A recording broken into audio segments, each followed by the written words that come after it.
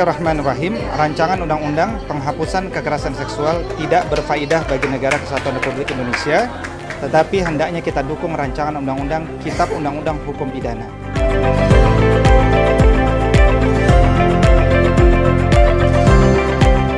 PKS ini perlu untuk segera disahkan karena satu, angka kekerasan seksual di Indonesia makin tinggi, pelakunya makin rendah usianya, baik pelaku maupun korban usianya makin rendah.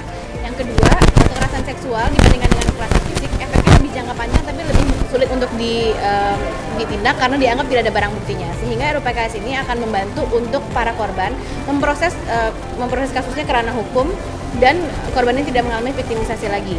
Dan yang ketiga adalah bahwa banyak sekali pelaku yang justru anggota keluarga. Sementara selama ini semua kasus kekerasan seksual yang pelakunya adalah anggota keluarga berakhir dengan damai. Sehingga banyak banget korban yang tidak bisa mendapatkan keadilan karena itu. Jadi RUU-PKS ini adalah sebagai wujud untuk mewujudkan sila kelima Pancasila, keadilan sosial bagi seluruh rakyat Indonesia.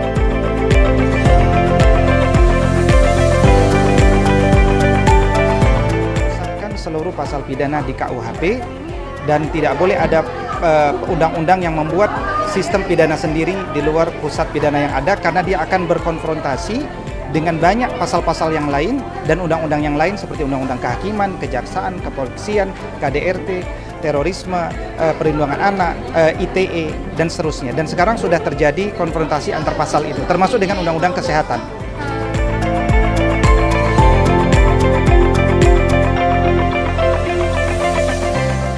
Berdasarkan Pancasila, sila ketuhanan yang Maha Esa, sebetulnya RUU-PKS ini ingin memfasilitasi bahwa semua orang itu harus bertanggung jawab pada tubuhnya sendiri sebagai bentuk tanggung jawab atas pemberian Tuhan.